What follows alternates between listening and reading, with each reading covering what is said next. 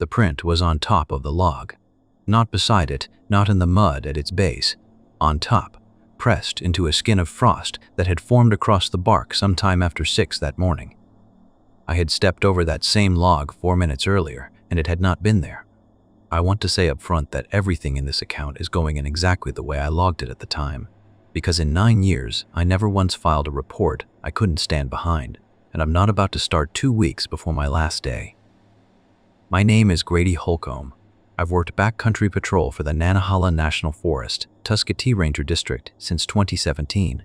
What I'm telling you happened on a Tuesday in October, on a stretch of trail most of you have never heard of because it isn't on the current forest map and hasn't been since 1996. I turned down 2 requests to talk about this before now. One from a journalist doing a piece on missing persons cases in national forests, and one from a coworker who'd heard a version of it secondhand and got some of the details wrong in a way that bothered me more than the story itself. I'm doing it now, because in 2 weeks I stopped being someone whose name could be attached to a complaint filed against the district, and because I'd rather you hear it accurately from the person who logged it than however it eventually gets passed around without me. Before I get to that day, you need to understand how patrol works, because 2 of the details that mattered most turned out to be sitting in plain sight inside our own paperwork the whole time. Backcountry rangers in our district cover somewhere around 40,000 acres split across 3 of us on a rotating basis, checking permit compliance, downed timber, illegal camping, water sources, and doing welfare checks on any overdue party. A standard patrol day starts with a radio check at the district office, a review of any permits issued for the next 72 hours, and a gear check.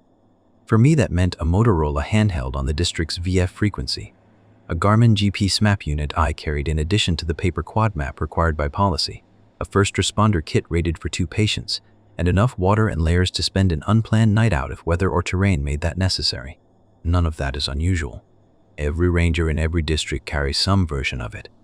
Every backcountry camping permit issued anywhere in the district, Fires Creek, Standing Indian, the Waiya Corridor, all of it, gets logged into the same digital system the whole forest uses, searchable, time-stamped, backed up nightly to a server in Asheville. Every permit except one segment. Permits for a stretch we call the Tusquitee Cutoff are tracked by hand in a green 3-ring binder that lives in the bottom drawer of the shift supervisor's desk at the ranger station. Nowhere else, not digitized, not backed up, not cross-referenced with the main system unless somebody manually pulls it and does the math themselves. I asked about it my 2nd season. My supervisor at the time, a guy named Denny Ogle who'd been there 26 years, told me that's just how it's always been done, going back before his own start date, and that nobody currently on staff could tell you why. I let it go, the way you let go, of 100 small unexplained procedures in any job you've had long enough. I didn't think about that binder again for almost 6 years. The Tusquitee Cutoff isn't a trail you'll find signed on the current system. It used to connect the Jackrabbit Ridge Trail to the Persimmon Branch Trail, a 3.4-mile connector cutting across a drainage locally called Sawtooth Branch, gaining about 1,100 feet through rhododendron thickets so dense in places you can lose a hiking partner standing 6 feet away, even in daylight. Canopy and understory together cut visibility down to 15 or 20 feet through most of the middle mile, and radio contact with the district office drops out entirely for a stretch of roughly 1.25 miles starting just past the Sawtooth Branch crossing, a known dead zone we mark on the internal terrain map with a red hatch pattern, the only one of its kind in the district. The Forest Service officially rerouted around it in 1996 after a slope failure took out about 400 feet of trailbed, and the cutoff was decommissioned. Old blazes painted over, trailhead signage pulled, both termini gated. It was never fully closed off, though. Local hunters and a handful of experienced backpackers kept using it anyway, so eventually the district started quietly issuing permits for it rather than pretend the traffic wasn't happening. That's the official version, and it's true as far as it goes. What's also true, and what nobody puts in writing, is that supervisors don't schedule 2 ranger patrols back-to-back on that segment. Ever. Ever. If I patrolled the cutoff on a Tuesday, whoever had the next rotation wasn't sent out there until at least 4 or 5 days later, regardless of staffing needs elsewhere, even during peak season when every other trail in the district gets doubled up without a second thought. When I finally asked Denny about that too, in my 4th year, he said it was a scheduling efficiency thing. He said it in the kind of flat voice people use when they're repeating something they were told rather than something they believe. I noticed, without making much of it at the time, that Denny himself never once put his own name down for that segment in the 4 years I worked under him, and always found a reason to hand it off when the rotation came around. The Tuesday in question, I was out there because of an overdue permit. 2 hikers, a man and a woman, had registered under the name T-Ray for a 2-night loop using the cutoff as the connector. Legal if unusual, since most permit holders stick to the maintained system. Their exit date had been the previous evening. Nobody checks the green binder automatically, the way the digital system flags an overdue party, so it wasn't until 9:40 that morning, when the supervisor happened to be pulling permit numbers for an unrelated reason, that anyone noticed the Ray party hadn't signed back out. I left the trailhead gate at Persimmon Branch at 12:52 p.m. Temperature was 44 degrees, dropping, sky doing that flat gray thing it does in the mountains in October before a front. I had my radio, a Garmin GPS unit, a med kit, and enough daylight on paper to reach the far terminus and back with margin.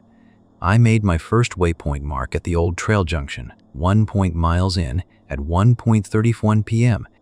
My second waypoint, at the crossing of Sawtooth Branch itself, was logged at 2007 p.m. 6 minutes later than my own pace notes said it should have been, which I noted and dismissed as GPS drift, because that's a real thing that happens in tight canopy. At 2:20 p.m., roughly a mile and 8/10 in, I stepped over a blowdown log lying across the trail bed, continued another 40 feet to check a water source off to the left, and came back to find the print on top of the same log. A single boot print, left foot, size approximately 10 to 11, pressed into frost that had only begun forming in the shade an hour or so earlier based on the temperature curve that morning. The toe of the print was oriented back toward the direction I'd come from, not the direction of travel. There was no matching print on the ground on either side of the log. There was no sound of anyone approaching or leaving while I was 40 feet away at the water source, and sound carries in that drainage. I'd tested it more than once over the years, out of boredom, calling across to hear the echo off the far slope. I photographed it, logged the coordinates, and tried my radio. Nantahala Base, this is 6 Adam 3, radio check from the Tusquitee Cutoff, mile marker 1.8 over. Nothing came back but static for 9 seconds. I know it was 9 because I watched the display clock, and then 3 syllables, layered under the static in a voice that was not our dispatcher Denise's. I couldn't make out words. I keyed the mic again. Say again, unreadable, over. Another pause, and then Denise's voice came through clean, like she'd been sitting there the whole time. 6 Adam 3, base radio check 5x5, go ahead. I asked her if she'd had anyone else keying up on our channel in the last minute. She said no, and that as far as she could tell, I was the only unit checked out in the backcountry that afternoon. I logged the print, logged the transmission, and kept moving, because that's the job. You note the anomaly and you don't let it stop the welfare check. About a quarter mile further, at a spot where the trail switchbacks around an old chestnut stump, I found a blaze. Fresh paint, applied to the trunk of a poplar roughly 9 feet off the ground, high enough that whoever painted it would have needed a ladder or something to stand on, and there's nothing at that spot to stand on. The color was close to the standard decommissioned trail orange, but not a match. It had a rust undertone our paint stock doesn't carry, like it had been mixed by hand from something else.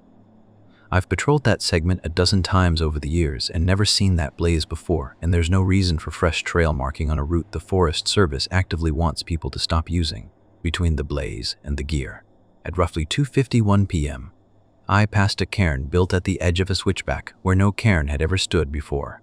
I'd have noticed, since I'd flagged that exact turn in a maintenance note 2 seasons earlier for erosion.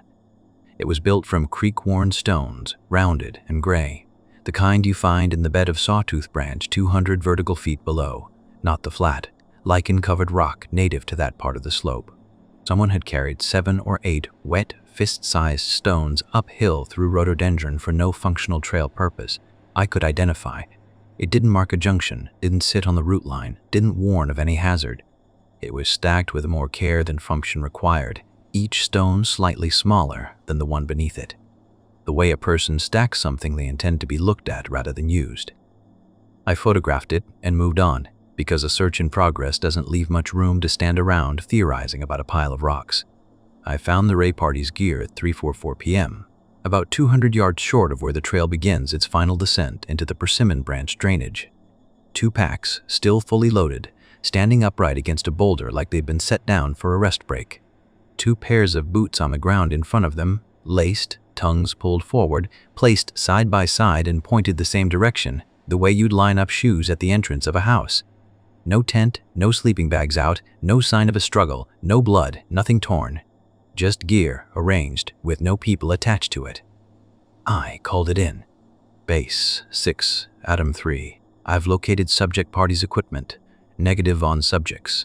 Requesting additional units and initiating a hasty search of the immediate area. Over. Denise acknowledged and said she was notifying the district ranger and starting the call-out list. It was somewhere in the next hour, doing a grid search around that boulder, that I checked my GPS log against my wristwatch and found an 11-minute discrepancy between the two that I couldn't account for with drift alone. I'd been standing in roughly the same quarter acre the entire time. I remember the number specifically, 11 minutes, because I wrote it in my notebook with a question mark, the kind of thing you flag to sort out later rather than something you let derail an active search. I called Wade Presley from that same spot because cell service picks up faintly on the ridge above the boulder field, and Wade had been the district ranger here for 22 years before he retired in 2019. I wanted institutional memory on the cutoff before I made a call about pushing further in with fading light. Wade didn't ask why I wanted to know. He said, "You found the binder thing, didn't you?" I told him about the print, the blaze, the gear. He was quiet long enough that I asked if he was still on the line. What Wade told me, in pieces, over about 6 minutes, was this.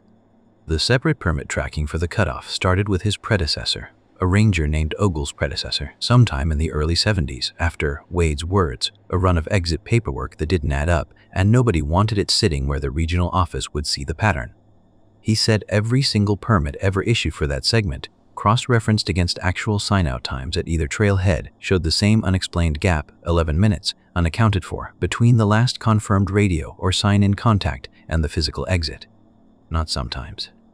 Every time, going back to the earliest paper records in 1974, regardless of who the hikers were, what season it was, or how long their trip lasted. Wade said nobody had ever lost a permit holder outright on that stretch. Until, he was careful to say, as far as he personally knew, but the 11 minutes showed up often enough, consistently enough that somebody decades before either of us had decided the safest thing to do was keep quiet records instead of raising a flag that might shut the segment down and draw outside attention to something nobody could explain. "It's not that we're hiding a body count," Wade said. "It's that we're hiding a pattern nobody could make go away, so somebody decided to just manage it instead." I asked him about the print, whether anything like that had come up before. He said stories had circulated among staff for years.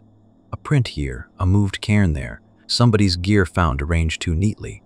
But nothing ever confirmed, nothing ever official, because nobody wanted to be the ranger who put a supernatural claim in a federal incident report. He told me the 1988 file wasn't the only loose note in that binder, just the most detailed one. That at least 3 other supervisors over the decades had jotted something similar on the back of a permit slip or a maintenance card and then never brought it up again. Because the moment you say it out loud in a staff meeting, you're the ranger who believes in something, and that reputation follows you for the rest of your career. He said, the closest anyone ever came to an official acknowledgement was a line item buried in a 1979 district budget request for supplemental record-keeping, Tusquitee segment approved without comment, and never referenced again in any later document he'd seen. Whatever's back in there, he said, it isn't interested in being found. It's interested in being close. Then he told me to pull my team out before dark, and I told him I had 2 overdue subjects and wasn't leaving the drainage until I had eyes on them or full daylight, whichever came first. The other 2 units, a fellow ranger named Priya Sohal and a volunteer search coordinator named Hollis Baird, reached my position around 5:15 p.m. Close enough to dusk that the district ranger authorized an overnight operation rather than pulling everyone back to the trailhead. Priya had brought a second GPS unit and a satellite messenger to compensate for the dead zone, and before we split up, she ran a comparison check between her device and mine out of habit more than expectation. The 2 units were 9 minutes apart on elapsed session time, despite having been powered on within seconds of each other that morning at the trailhead. She flagged it as a possible firmware issue and moved on. the way you do when there's a search underway and a maintenance question doesn't feel like the priority. We split the search area into 3 sectors, Bria taking the ridge above the boulder field, Hollis holding a comms relay point near the old chestnut stump, and mine taking me down along Sawtooth Branch itself, working the drainage bottom where a disoriented party would most likely end up if they'd left the trail. It was on that stretch, moving along the creek in the last usable light, that I found the second print. Then a third, then a fourth, spaced out along a rock bar at almost exactly the same interval each time. I measured it later at 44 inches, which is a stride length that doesn't belong to anyone on my search team, doesn't belong to either missing hiker based on their boot sizes noted on the permit, and doesn't correspond to a walking gait at all so much as something closer to a controlled, even pace that never varied. Every print I found that evening, 7 in total before full dark, showed identical wear, a specific gouge near the heel, maybe from a rock or a manufacturing flaw, on what should have been alternating left and right feet. It wasn't alternating. Every single print was the same foot. I photographed each one and marked the coordinates. And it wasn't until I was back at the ranger station 3 days later, cross-referencing my waypoints against Wade's recollection of an old file, that the timing landed on me the way it should have that night. The spacing and depth of those prints matched, not approximately, but closely enough that our forest technician flagged it independently. Measurements recorded in a 1988 incident, note tucked loose inside the green binder, from a search for a different overdue hiker on that same stretch of creek, 29 years before I was ever assigned to that district. Whatever left those marks that October evening wasn't reacting to me, or to the Ray party, or to anything happening that day. It was repeating something. The print on the log that afternoon hadn't been the beginning of anything. It had been one more instance of a pattern that had already been running for decades before I ever stepped over that trunk. I lost radio contact with both other units around 8:44 p.m., which the terrain and the hour could explain on their own, and I want to be fair about that. A lot of what happened that night has an ordinary explanation sitting right next to it, close enough that you could reach for either one and call it settled. I kept working downstream. My headlamp beam started catching movement at the edge of its range that resolved into nothing every time I swung the light directly onto it. Brush settling, most likely. The kind of thing that happens in wind, except there wasn't any wind that I could feel on my own skin at the same moments. I called out both hikers' names at intervals. Twice. I heard what I logged afterward as a vocal response. Not words, more like the shape of a response, a sound with the rhythm of someone trying to answer from a distance across bad terrain. But it never repeated when I moved toward it, and I never located a source. Around 9:50 p.m. I checked my GPN's log against my own memory at the last half hour and found I'd covered roughly 200 yards of creek bed in what my device recorded as 51 minutes, at a pace that didn't match the terrain, the number of stops I remembered making, or my own physical fatigue at that point. I noted it, the same flat notation I'd use for any equipment discrepancy, because noting it was the only thing keeping the night procedural instead of something else. Twice, I found my own boot prints crossing ground. I hadn't consciously chosen to walk back over, spaced at a normal human stride, mixed in at one crossing with 2 more of the 44-inch prints, laid down close enough to mine that whatever made them had been standing within arm's reach of a stretch of creek bed I had definitely, at some point, stood on alone. Around what my watch said was 11:50 p.m., I found myself sitting on a flat rock about 30 feet off the creek with no memory of climbing up to it, my headlamp off, my hands cold in a way that told me it had been off for a while. My GPS log for that stretch shows me stationary at that location for just under an hour, though my own sense of elapsed time, if you'd asked me right then, would have put it closer to 10 minutes. I don't offer an explanation for that gap, because I don't have one. I can stand behind. And standing behind what I say is the entire reason I'm doing this interview. I found both hikers a little after 5 the next morning, in the gray light before actual sunrise, tucked under a rock overhang about 60 yards further down the drainage than any of our search sectors had covered. They were physically unharmed, cold, dehydrated, scraped up from bushwhacking, but ambulatory and coherent. Narration was the first to speak when my light hit them. And the first thing she said, before hello, before help, was, "It's only been like 20 minutes, right?" Her partner asked almost the same question a moment later, independently, before either of them had heard my answer to the other. Both of them believed, with total confidence, that they had left their gear at the boulder to scout ahead for a better campsite and had been separated from their packs for perhaps 20 to 30 minutes. The actual gap between their gear being found and my locating them alive was just over 16 hours. Neither of them could describe where they'd spent that time beyond a vague sense of having kept walking along the creek, looking for a way back up to the boulder, and neither remembered removing their boots and setting them beside their packs before wandering off. A detail both of them insisted, independently and a little defensively, that they had no memory of doing. I radioed it in. Base, 6 Atom 3. I have eyes on both subjects. Ambulatory. Requesting litter standby just in case and confirming extraction route. Over. Denise's voice cracked a little reading it back, which she'd deny if you asked her, but I heard it. Copy. 6 Atom 3. Litter standby en route to Persimmon Branch Trailhead. M's notified. Time now 05:14. Can you confirm subject condition and ADA to trailhead? Over. I gave her a rough 2.5-hour estimate based on terrain and the hiker's condition and told her I'd check in at each waypoint along the way, which I did, everyone landing within a minute or two of predicted, no further discrepancies, not on my unit, not on Priya's, not on once we were moving as a group instead of alone. We walked both hikers out under our own power over the next 4 hours, no litter needed, and I want to be clear that the physical danger of that night ended there, cleanly, with 2 living people back at a trailhead getting checked out by M's and released the same afternoon with nothing worse than mild exposure. Whatever else was true about that stretch of drainage, it let all 3 of us leave it. A closed out the incident report over the following week, the way you're required to. Narrative, timeline, GPS logs attached, photographs of the equipment and the prints included as documentation. No speculation permitted in the official language, so none of what Wade told me made it into that file. What did happen, and what I have never put in writing until this recording, is that when I went to close the permit itself in the green binder, a formality, since Denise had already logged the welfare check outcome in the main system, the Ray party's entry already had an exit time filled in. Written in ink, in a hand that wasn't Denny's, wasn't Denise's, wasn't mine, and wasn't Wade's, whose handwriting I know from 22 years of old files. Nobody on staff would claim it. Denise confirmed the binder had been locked in the supervisor's desk the entire time I was in the field, and that she was the only one with a key. The exit time written in that unclaimed hand was 4:05 to 2 p.m. The previous day, 11 minutes before the earliest possible moment either hiker could have physically reached a trailhead, based on where their gear was found and the terrain between there and the nearest sign-out point. 11 minutes, again, the same gap Wade had described running through every recorded permit on that segment since 1974, now sitting in fresh ink for an entry that hadn't happened yet when it was apparently written. I've been in this job 9 years, and I retire in 2 weeks.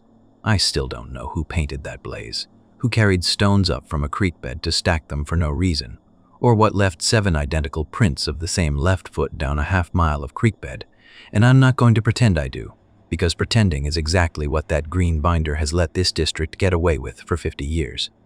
I checked, before agreeing to sit down for this, whether the practice was even still active. It is. The permit for the cutoff issued just last month is in that binder, in the supervisor's own hand, exit time already filled in, 11 minutes ahead of where the math says it should be, for hikers who haven't come back through yet as of the day I'm recording this. What I do know is that the binder is still in that drawer. It's not digitized, it's not backed up, and it's not going anywhere when I clear out my desk, because the next person in this position is going to open that drawer, find a green 3-ring binder with no explanation attached to it, ask the same question I asked in my second season, and get the same answer I got. That's just how it's always been done. Somebody will still be writing exit times into it. I'd like to know whose hand that is. I don't expect I ever will.